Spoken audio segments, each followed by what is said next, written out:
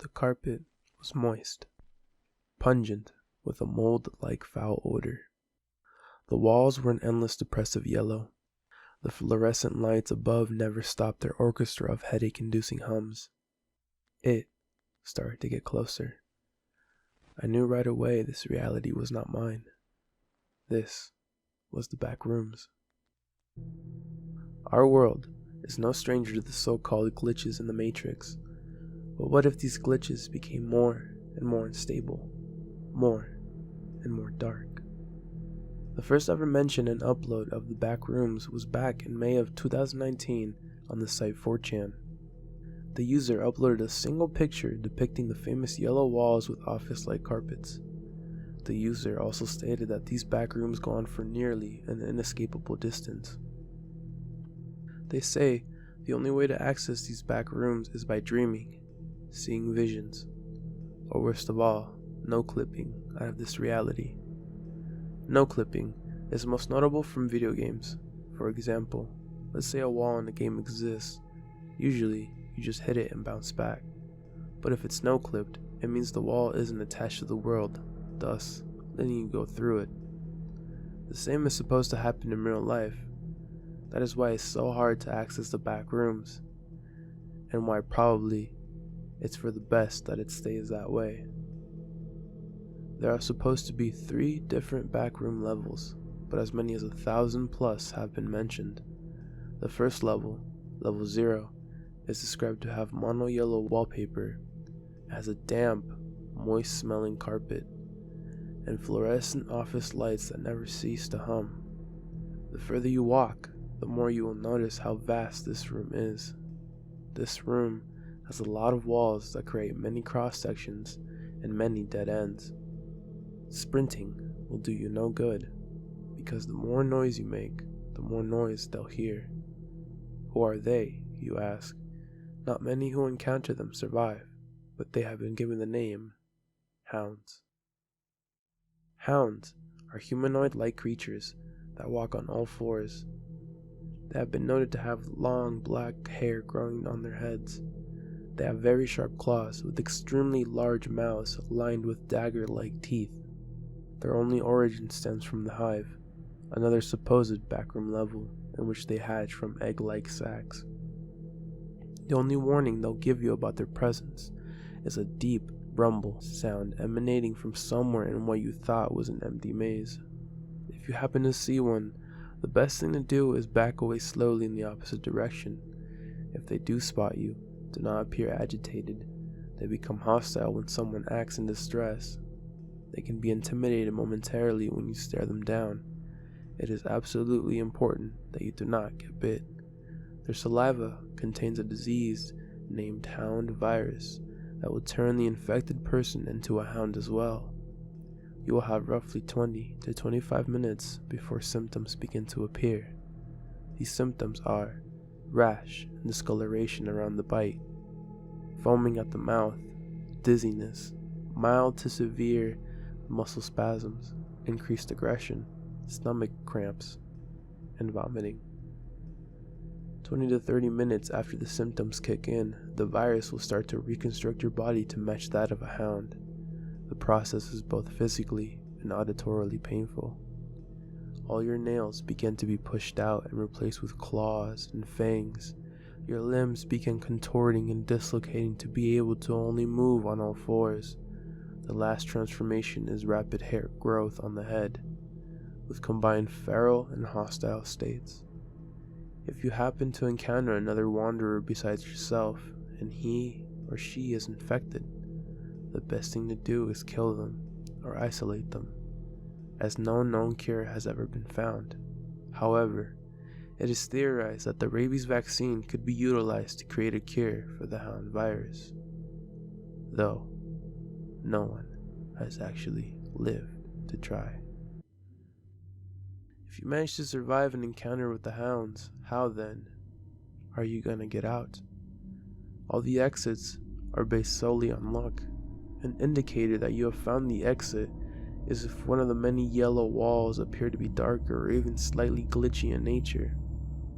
When walking through it, you may end up back home, as if nothing ever happened. However, there is absolutely no guarantee that you'll end up at home. Instead, the wall might take you back to the beginning to restart your whole journey again, your whole torture. Or perhaps you may end up going deeper, landing in a new back room with creatures even more dangerous than before. The transition from level 0 to 1 is mostly a mystery, with some saying the two levels begin to blend until you are fully enveloped in the new level. Others say the transition happens when you suddenly find a door or even an elevator leading you to the next room. Whatever the process may be, I'm sure after days of torture and surviving level 0, any change is welcomed at first. Level 1. Level 1 is a complete change from the depressive yellow and moldy carpet. Level 1 resembles a large warehouse that has concrete floors and walls, exposed rebar, and a discernible low-hanging fog. The fog sometimes forms condensation, forming puddles on the floor in different areas of this level. This level contains a consistent supply of water and electricity, which is an actual suitable environment to live in with the right precautions. This level is a lot more expansive than the last one, with lots of staircases, elevators, isolated rooms, and hallways. There's also an apparent supply crate that appears and disappears randomly within the level. A crate may contain food, almond water, batteries, tarps, weaponry, clothing, medical supplies, car parts, crayons, partially burned paper, live mice in a catatonic state that have been injected with an unknown substance, shoelaces, loose change, and, the most horrifying of all, bundles of human hair. This is why crates should always be approached with caution. It has been noted as well that some paintings and drawings with no origin or even meaning appear randomly on the walls and floor. They are known to change their appearance and even disappear when not in direct line of sight from someone, or even when no light source is around. The lights within level 1 flicker and are prone to failure at an inconsistent intervals. When this happens, some supplies may just disappear and hostile enemies may appear. However, a major advantage with these entities is they rarely attack in groups, and they avoid light and big crowds. It is highly advised that you carry some reliable light sources and sleep holding whatever items you wish to not lose. This back room is probably the safest one that ever exists, because this level is home to the Meg Base, Major Explorer Group. Level 1 is the home of the very first Meg Base, which is made up of the people like yourself who have themselves no clip too. About half of the group teams live here, to mainly house explorers. Their base is close to one of the entrances on level 1, so you may get lucky in finding them. In addition, they are heavily armed and will guard against any attack like entities. But the main reason this is the safest level to be in is that they have a huge city-like complex known as Trader's Keep, housing roughly 400 non-hostile inhabitants. This complex has it all: a police station, fire station, and just everything you would find in a normal city. Even a diner known as Tom's Diner, owned by a chef who no-clipped into the back rooms. This level also hosts many entrances and exits and is also home to the Hub, a concrete tunnel with a series of doors that leads to various levels of the back rooms. The other entrances in the level 1 will let you enter from any back room and lead you into others. As to why you would want to gamble ending up in a different, dangerous back room, I guess it'd be up to you and your determination to get back home to reality. This leads us to the final level that will be discussed today. If you choose to leave level 1 and start to wander for a while, eventually level 1 starts to blend in with level 2. You'll start to notice pipes everywhere, lining the industrial-looking hallway. Gray floors and concrete walls surround you, along with locked doors and pitch-black windows. Ventilation ducts emit strange noises, and the thousands of pipes ooze a viscous, black liquid.